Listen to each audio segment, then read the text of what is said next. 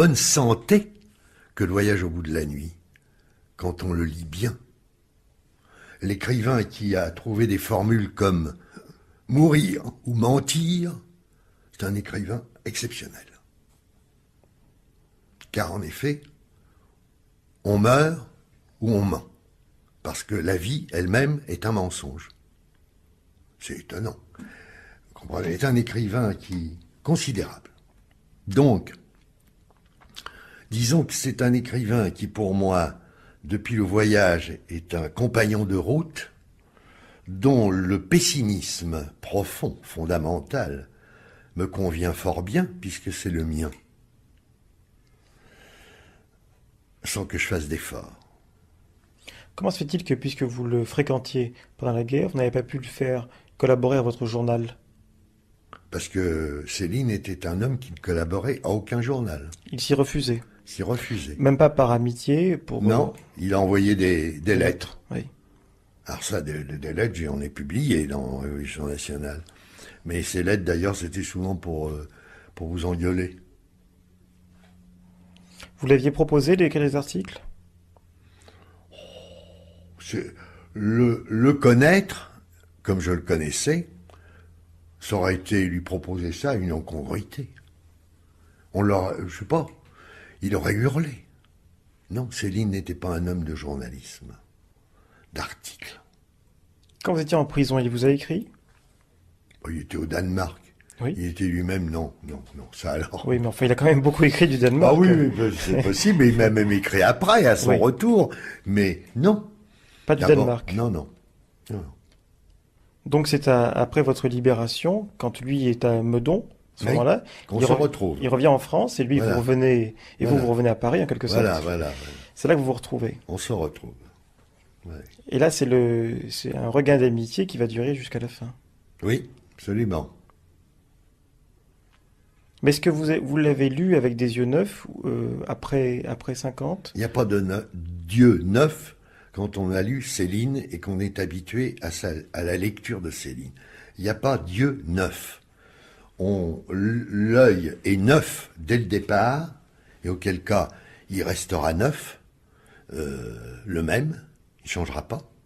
On reste fidèle depuis le voyage de 1932 jusqu'à nos jours à cette œuvre considérable. On lui reste fidèle partout, par tous les chemins, par tous les ouvrages. Non.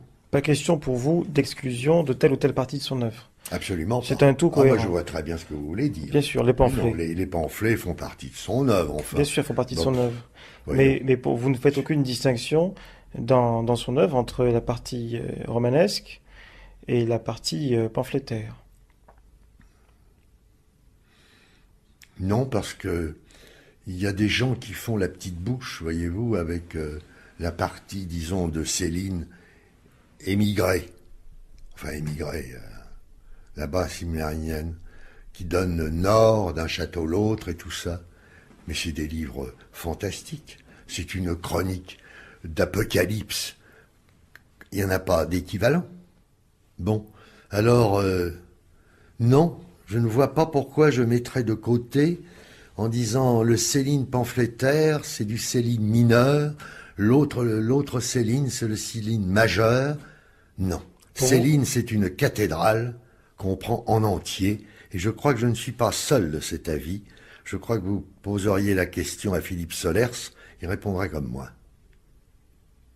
Vous ne croyez pas que tout ce qui a été écrit sur Céline, et ça continue, et de plus en plus, comme exégèse, comme commentaire, a tendance un petit peu à obscurcir Mais bien sûr, finalement mais bien sûr. et qu'on n'a pas intérêt à se Mais ce débarrasser. qui pouvait arriver de pire à Céline, c'était de tomber dans les mains des universitaires, déjà,